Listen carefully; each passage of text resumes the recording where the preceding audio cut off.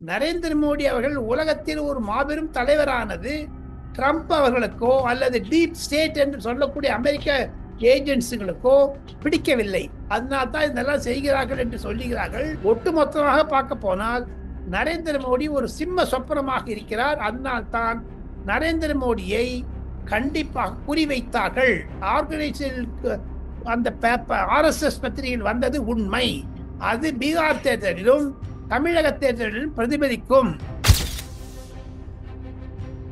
திமுகவை ஒழிக்க வேண்டும் என்று விஜய் கங்கணம் கட்டி கொண்டு விட்டாரோ, திமுகவை அடியோடு உழைக்க வேண்டும் என்று எடப்பாடி பழனிசாமி சொல்லுகிறாரோ, திமுகவை வேருடன் பிடுங்கி எறிய வேண்டும் என்று அமித்ஷா சொல்லுகிறாரோ, அதே நிலைப்பாட்டு பீகாரில் வந்துவிட்டது. நிதிஷ்குமார் உடல்நிலை சரியில்லை. அவருக்கு ஏதாவது உடல்நிலை ஒரு சிம்பதி ஓட்டு மாதிரி ஆயிடுமோன்னு பயப்படுறாங்க. இருப்பினும் தேஜஸ்வி யாதவுக்கு அதிகமான கூட்டம் வருகிறது. பொதுமக்கள் பாரதிய ஜனதா கட்சி விரும்புகிறார்கள். அதில் பிரசாந்த் கிஷோர் என்பவர் மூன்றாவது சக்தியாக வந்து ஓட்டை பிரிக்க பார்க்கிறார். இதெல்லாம் வச்சு பார்த்தீங்கன்னா பீகார் டஃபா இருக்கு. ஆனா பிஜேபி ஜெயிக்குங்க. தமிழகத்தை சொல்ல போனால் திமுக தோல்வி அடைவது உறுதி என்பதை அமித்ஷாவிடம் குறிப்பாக எடப்பாடி பழனிசாமி எடுத்திருக்கக்கூடிய கருத்து கணிப்பை ஒரு முக்கிய புள்ளி மூலமாக டெல்லிக்கு அனுப்பித்தார் எடப்பாடி பழனிசாமி. பிரதமர் நரேந்திர மோடி பார்வைக்கும் அமித்ஷா பார்வைக்கும் அது அமித்ஷா கையில் கிடைத்து விட்டது. அதில் சொல்லுகிறார்கள் டிஎம்கேக்கு 5-10 சீட்டு தான் வரும், ஜெயிக்கிறாங்க. அதிமுகவும் விஜயும் பலத்த வெற்றி பெறுவார்கள் என்று சொல்லியிருக்கிறார்கள். விஜய்க்கு 35-40 சீட்டு வரும் சொல்றாங்க. எடப்பாடி பழனிசாமிக்கு 110 சீட்டு வரும் சொல்றாங்க. பாஜகவோ விஜயோ அதிமுகவோ கூட்டம் சேர்க்க கூடாது, ரோட் ஷோ கூடாது, பஸ் கூடாது, எல்லாம் ஸ்ட்ரீட் கார்னர் மீட்டிங் வைக்கணும்னு ஒரு கட்டுப்பாடு கொண்டு போறாங்க. தமிழகத்தில் ஒரு அவசர கால நிலை மாதிரி ஒரு வருகிறது. எதிர்கட்சிகளை உடைத்து விட்டது திராவிட முன்னேற்ற கழகம். எல்லா கட்சியும் உடைச்சிருக்காங்க.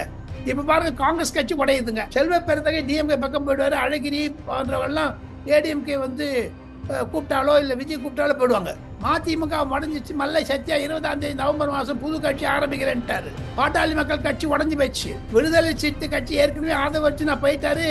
நம்ம கையில இந்த திருத்தணி முருகன் மாதிரி கோமணத்தோட கையில ஒரு தண்டை பிடிச்சு நிற்கிறார் திருமாவளவன். தமிழகத்தை பொறுத்து மட்டும் அமித்ஷா ஒரு கட்டளை இட்டு விட்டார். எடப்பாடி பழனிசாமி சொல்லுவதுதான் கடைசி.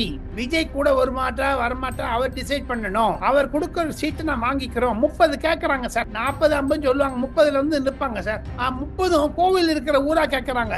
ஸ்ரீரங்கம், மயிலாப்பூர், மன்னார்குடி அப்படிலாம் கேட்கறாங்க. கோவில் உள்ள ஊரா கேட்கறாங்கன்னு ஒரு புது கலையை காட்டி விடுறாங்க. ஆக மொத்தம் தமிழகத்தில் பாஜக என்றால் ஒரு பயத்தை கிளப்பி விட்டது திமுக, விஜய் என்றால் ஒரு பயத்தை கிளப்பி விட்டது திமுக, அண்ணா திமுக என்று பார்த்து பயப்படுகிறார்கள். இதெல்லாம் வைத்து பார்த்தால் கண்டிப்பாக திமுகவினுடைய வெற்றி வாகை என்பது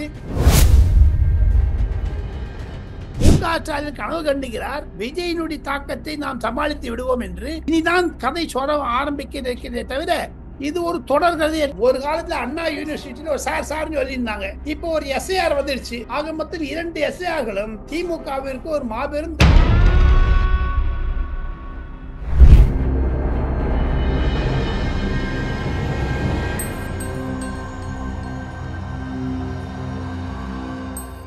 ரியல் ஒன் நண்பர்கள் உறவுகள் அனைவருக்கும் வணக்கம். இன்று நம்மோடு இருப்பவர் மூத்த பத்திரிகையாளர் டெல்லி ராஜகோபாலன் சார் அவர்கள். வணக்கம் சார்.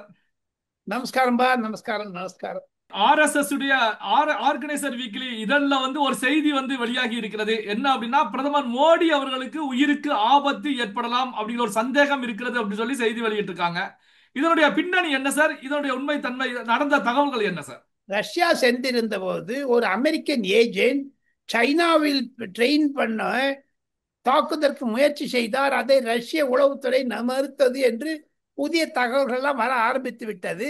இருப்பினும் நரேந்திர மோடி அவர்கள் உலகத்தில் ஒரு மாபெரும் தலைவரானது ட்ரம்ப் அவர்களுக்கோ அல்லது டீப் ஸ்டேட் என்று சொல்லக்கூடிய அமெரிக்க ஏஜென்சிகளுக்கோ பிடிக்கவில்லை. அதனால் தான் இதெல்லாம் செய்கிறார்கள் என்று சொல்லுகிறார்கள். ஒட்டுமொத்தமாக பார்க்க போனால் நரேந்திர மோடி ஒரு சிம்ம சொப்பனமாக இருக்கிறார். அதனால் தான் நரேந்திர மோடியை கண்டிப்பாக குறிவைத்தார்கள். ஆர்கனைசேஷனுக்கு அந்த RSS பத்திரிகையில் வந்தது உண்மை. அது பீகார் தேர்தலிலும் தமிழக தேர்தலிலும் பிரதிபலிக்கும். இனி தமிழகத்திற்கு தேர்தல் சமயத்தில் நரேந்திர மோடி அவர்கள் வந்தால் தமிழக டைரக்டர் ஜெனரல் ஆஃப் போலீஸும் தமிழகத்தில் இருக்கக்கூடிய சீஃப் செக்ரட்டரியும் தான் பாதுகாப்பிற்கு காரணம் என்று மத்திய உள்துறை செயலாளர் கடிதம் எழுதியிருக்கிறார். கோவிந்த் மோகன் என்பவர் காரணம். இதை பின்னணி காட்டி தமிழகத்தில் ஸ்ரீபெரும்புதூரில் 1991 எப்படி ராஜீவ்காந்தி கொலை வழக்குக்கு பிறகு பிரதமருடைய பாதுகாப்புகளுக்கு அதிகமாக தேவை, ராகுல் காந்தியுடைய பாதுகாப்புக்கு அதிகமாக போலீஸ் தேவை என்றெல்லாம் ரகசிய குறிப்பு வெளியிருக்கிறது. அதை வைத்து பார்த்தால் தமிழகத்தில் கண்டிப்பாக டைரக்டர் ஜெனரல் ஆஃப் போலீஸும் சீஃப் செக்ரட்டரியும் பொறுப்பு எடுத்துக்கொள்ள வேண்டும். கரூர் நடந்தது மாதிரி நரேந்திர மோடி வரும்போது நடக்கக்கூடாது என்பதற்கு உத்தரவாதம் தர வேண்டும் என்று மத்திய உள்துறை செயலாளர் கடிதம் எழுதியிருப்பதாக கேள்விப்படுகிறேன். இது ரஷ்யாவில் நடந்ததை விட நரேந்திர மோடி உயிருக்கு ஆபத்து என்பது உண்மைதான். அது தமிழகத்தில் தேர்தல் பிரச்சாரத்திலும் பீகார் தேர்தல் பிரச்சாரத்திலும் மிக முன்னெச்சரிக்கையாக ஸ்பெஷல் புரொடெக்ஷன் குரூப் எஸ்பிஜி தயார் நிலையில் உள்ளது என்பதைத்தான் மத்திய அரசாங்கத்துடைய செய்தி குறிப்பு தெரிவிக்கிறது. சிவா சார், இப்ப பீகார் சட்டமன்ற தேர்தலை பொறுத்த வரைக்கும் தமிழகத்துக்கான சட்டமன்ற தேர்தலுக்கான ஒரு முன்னோட்டமாக பார்க்கப்படுது. பீகார்ல வந்து என்டிஏ கூட்டணி வெற்றி பெற்றால் தமிழகத்திலையும் என்டிஏ கூட்டணி வெற்றி பெறும் அப்படிங்கிற பேச்சுக்கள் அடிபடுது. இப்போ பீகார்ல தற்போதைய நிலவரம் என்ன சார்? தற்போது மிகவும் டஃப்பான எலெக்ஷனுங்க சிவா. நம்ம வந்து பிஜேபி பக்கமும் பேசல, தேஜஸ்வி யாதவ் பக்கமும் பேசல.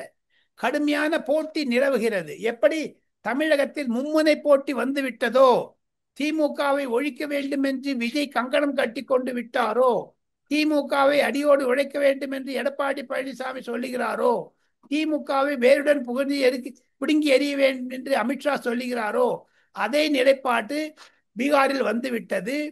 நிதிஷ்குமார் உடல்நிலை சரியில்லை. அவருக்கு ஏதாவது உடல்நிலை ஒரு சிம்பதி ஓட்டு மாதிரி ஆயிடுமோன்னு பயப்படுறாங்க. இருப்பினும் தேஜஸ்வி யாதவுக்கு அதிகமான கூட்டம் வருகிறது. பொதுமக்கள் பாரதிய ஜனதா கட்சி விரும்புகிறார்கள். அதில் பிரசாந்த் கிஷோர் என்பவர் மூன்றாவது சக்தியாக வந்து ஓட்டை பிரிக்க பார்க்கிறார். இதெல்லாம் வச்சு பார்த்தீங்கன்னா பீகார் டஃபா இருக்கு. ஆனால் பிஜேபி ஜெயிக்குங்க, ஸ்லைட் மார்ஜின்ல ஜெயிக்க சான்ஸ் இருக்குங்க. தமிழகத்தை சொல்லும் போனால் திமுக தோல்வி அடைவது உறுதி என்பதை அமித்ஷாவிடம் குறிப்பாக எடப்பாடி பழனிசாமி எடுத்திருக்கக்கூடிய கருத்து கணிப்பை ஒரு முக்கிய புள்ளி மூலமாக டெல்லிக்கு அனுப்பி வைத்தார் எடப்பாடி பழனிசாமி. பிரதமர் நரேந்திர மோடி பார்வைக்கும் அமித்ஷா பார்வைக்கும் அது அமித்ஷா கையில் கிடைத்து விட்டது. அதில் சொல்லுகிறார்கள் டிஎம்கேக்கு 5-10 சீட்டு தான் வரும், ஜெயிக்கிறாங்க. அதிமுகவும் விஜயும் பலத்த வெற்றி பெறுவார்கள் என்று சொல்லியிருக்கிறார்கள். விஜய்க்கு 35-40 சீட்டு வரும் சொல்றாங்க. எடப்பாடி பழனிசாமிக்கு 110 சீட்டு வரும் சொல்றாங்க.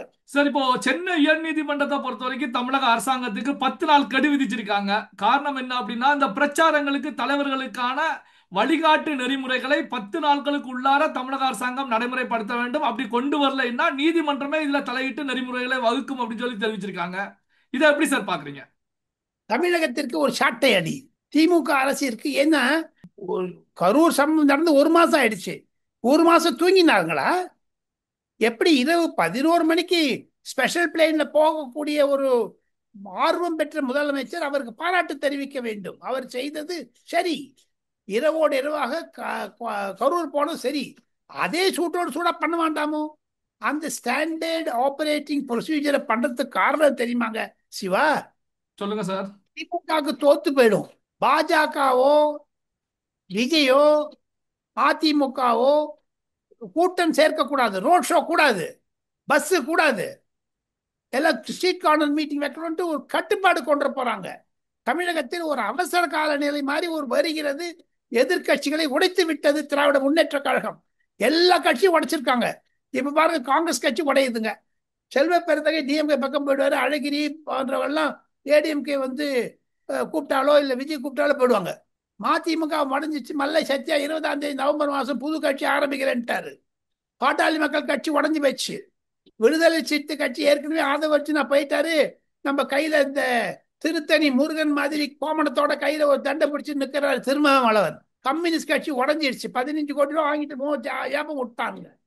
ஆக மொத்தம் திராவிட முன்னேற்ற கழகம் தமிழகத்தில் இருக்கக்கூடிய எதிர்கட்சிகளை உடைத்து அன்புமணி ராமதாஸ் தாவுக்கும் ஐயா ராமதாஸுக்கும் ஒரு கருத்து வேறுபாடு உண்டாக்கியது திராவிட முன்னேற்ற கழகம் என்று அன்புமணி ராமதாஸ் புகார் சொல்லி இருக்கிறார். பாஜக உடைக்கிறதுக்கு பாக்குறாங்க. இப்ப பாருங்க, ஏடிஎம்கேல ஓபிஎஸ் நேற்று சொல்லியிருக்காரு, டிஎம்கே திருப்பி ஜெயிச்சாலும் ஜெயிக்கணும்ட்டு. எதுங்க இது? ஆக மொத்தம் தமிழக அரசியல் என்பது 3 பேர் முதிராக, ஒன்னு விஜய்க்கு எதிராக இருந்தா போச்சு இல்லையா, எடப்பாடி பழனிசாமிக்கு இருந்தா போச்சு, இவர் திமுக மு க ஸ்டாலின், இவர் மூவருக்கு அரசியல் மூவர் தூர்வ அரசியலில் தான் தமிழக அரசு முன்னேறிக்கிறது. எடப்பாடி பழனிசாமியை பிடிக்காத ஓபிஎஸும் டிடிவி தினகரனும் விஜய் பக்கம் சேர சாகிக்கிறார்கள். ஆனால் விஜய் வந்து ஓபிஎஸோட இருக்காரு, இது இபிஎஸோட இருக்காரு. இதெல்லாம் ஒரு குழப்பங்கள்லாம் இருக்குங்க. இப்படி வச்சு பார்த்தா தமிழகத்தில் கண்டிப்பாக திமுகவிற்கு அடித்தளம் நடுங்குகிறது என்று தான் தெரிகிறது. சார், இப்போ முன்னாள் அமைச்சர் ராஜேந்திர பாலாஜி கூட ஒரு கருத்துக்களை முன் வச்சாங்க. என்ன அப்படின்னா வந்து டிவிக்கே அதிமுக கூட இருந்தால் 220 தொகுதிகள்ல கூட்டணி வெற்றி பெறும், டிவிக்கே அதிமுக கூட இல்லைன்னா 150 தொகுதியில அதிமுக வெற்றி பெறும் அப்படிங்கிற கருத்துக்களை முன் வச்சாங்க. இதை எப்படி சார் பாக்குறீங்க?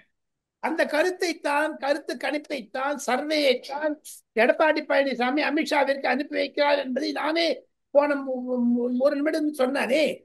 ஆக மொத்தம் திமுக வச்சு பாத்தீங்கன்னா 10 தொகுதிக்கு சிங்கிள் டிஜிட்ல வந்தோம்னா அதிமுக விரும்புகிறது. அதிமுக சர்வே அதைத்தான் கேட்டு, அதனுடைய பயன் காரணமாகத்தான் மகாபலிபுரத்தில் மு க ஸ்டாலினுடைய பேச்சு அதை பிரதிபலிக்கிறது. சார், இப்ப சர்வே அப்படின்னு சொல்லும் போதுதான் பாஜகவை பொறுத்த வரைக்கும் தமிழகத்தில் இருக்கக்கூடிய மாவட்டங்கள்ல ஒவ்வொரு மாவட்டங்கள்லையும் ஒரு சட்டமன்ற தொகுதியிலாவது போட்டியிட வேண்டும் அப்படிங்கிற நிலையில தான் டெல்லி பாஜக தலைமை இருப்பதாக ஒரு செய்தி வெளியாயிருக்கு. அது உண்மையா சார்?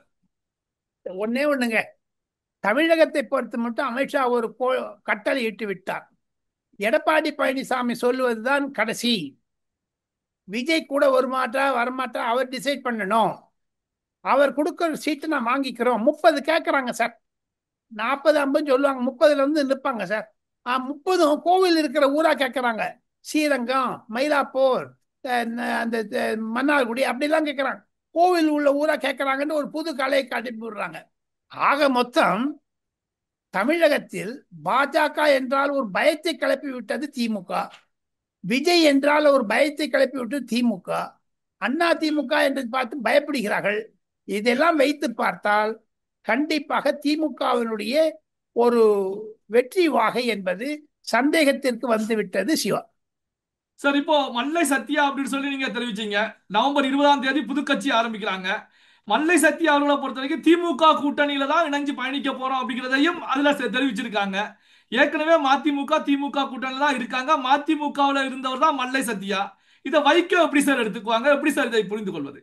வைகோ எடுத்துக்கிறாரோ இல்லையோ சார், மல்லை சத்யாவுக்கு பணம் கொடுப்பது திமுக தானுங்க சார். மல்லை சத்யாவிற்கு 2 சீட் கொடுக்குறீங்கன்னா அது யார்கிட்ட குறைப்பாரு? கம்யூனிஸ்ட் குறைப்பாரா இல்ல காங்கிரஸ் குறைப்பாரா? இப்ப திமுகக்கு எல்லா கட்சியும் வரேங்கிறாங்க. ஓபிஎஸ் கூட போறாரு, டிடிவி தினகரன் போயிட்டாருன்னு வச்சுங்க. அவங்க கட்சியில இப்ப காங்கிரஸுக்கு 25 சீட்டுங்க தான், 15 ஆயிடும். அதனாலதான் காங்கிரஸ்காரன் வெளில போறான்றானுவ. புரியுதுங்களா உங்களுக்கு? சோ மல்லை சத்யாவுக்கு 5 சீட்டு கேட்கிறாருங்க. அவர் ஒருத்தர் ஜெயிச்சிருவாருங்க. அவரை ஜெயிக்க வைக்கிறது வைகோவை இரிட்டேட் பண்ணணும் தான் மு க ஸ்டாலின் ஆதரவு பண்றாங்க. மு க ஸ்டாலின் பண்றாரோ இல்லையோ, அவருடைய துணை முதலமைச்சர் பண்ணுவதாகத்தானே வைகோ பர்சனலாக டெல்லியில் பேசுகிறார். சார், இப்போ அப்படி மல்லை சத்யாவுக்கு திமுக வந்து கூட்டணி இணைச்சுக்கிட்டாங்க, தொகுதிகள் கொடுக்குறாங்க அப்படின்னா மதிமுக கூட்டணியில தொடருமா சார், அல்லது வெளியேறதுக்கான வாய்ப்புகள்? விஜய் பக்கம் வந்துடுவாங்க, அண்ணா திமுக பக்கம் போயிடுவாங்க. இப்ப அந்த விசிக வெளில வந்துடும், விடுதலை சிறுத்தைக்கு வந்து பாமக உள்ள வந்துடும். ஆக மொத்தம் மு க ஸ்டாலின் கனவு கண்டுகிறார், விஜயினுடைய தாக்கத்தை நாம் சமாளித்து விடுவோம் என்று. இனிதான் கதை சொல்ல ஆரம்பிக்கிறதே தவிர இது ஒரு தொடர் கதை என்று தான் நான் நினைக்கிறேன். Siva okay sir. சார், இந்த எஸ்ஐஆர் விவகாரத்தை பொறுத்த வரைக்கும் திமுக தலைமையில நேற்று வந்து மதச்சார்பற்ற முற்போக்கு கூட்டணியுடைய ஆலோசனை கூட்டம் நடைபெற்றது. இந்த ஆலோசனை கூட்டத்துல தான் தமிழ்நாட்டு மக்களின் வாக்குரிமையை பறிக்கக்கூடிய சதி நடைபெறுவதாக குற்றச்சாட்டுகளை முன் வச்சிருக்காங்க. இதை எப்படி சார் பாக்குறீங்க? எப்படி புரிந்து கொள்வது சார்? ஜெயக்குமார் பதில் சொல்லிட்டாரு. ஏடிஎம்கே இந்த எஸ்ஐஆர் சப்போர்ட் பண்றதுன்னு சொல்லிட்டாரு, பாமக சப்போர்ட் பண்றது, சில ஈவன் வைகோ சப்போர்ட் பண்றாரு. வைகோ அவர்கள் எஸ்ஐஆர் சப்போர்ட் பண்றாரு. நீ மல்லை சத்யா உள்ள நோய்ச்சு அவர் சப்போர்ட் பண்ணிட்டு வெளில வந்துருவாரு. ஆக மொத்தம் எஸ்ஐஆர் பூச்சாண்டியை வந்து ஒரு காலத்துல அண்ணா யூனிவர்சிட்டியில ஒரு சார் சார்னு சொல்லியிருந்தாங்க. இப்போ ஒரு எஸ்ஐஆர் வந்துடுச்சு. ஆக மொத்தம் 2 எஸ்ஐஆர்களும் திமுகவிற்கு ஒரு மாபெரும் தர்ம சங்கடத்தை நிலைவை உருவாக்கி விட்டது என்று தான் நிலைப்பாட்டு என்று சொல்லி, அடுத்த வாரம் நான் மேலும் பல கருத்துக்களுடன் வந்துடன் பேசுகிறேன். நன்றாக நமது விவாதம் சூடு பிறக்க இருந்தது. கண்டிப்பாக அடுத்த வாரம் மேலும் பல செய்திகளை நான் கொண்டு வந்து தருவேன் ரியல் ஒன் நேயர்களுக்கு சிவா மூலமாக. பல்வேறு முக்கியமான தகவல்கள் செய்திகளை நம்முடைய உறவுகளுடன் பகிர்ந்து கொண்டதற்கு நன்றி சார். நன்றி. தேங்க்யூ.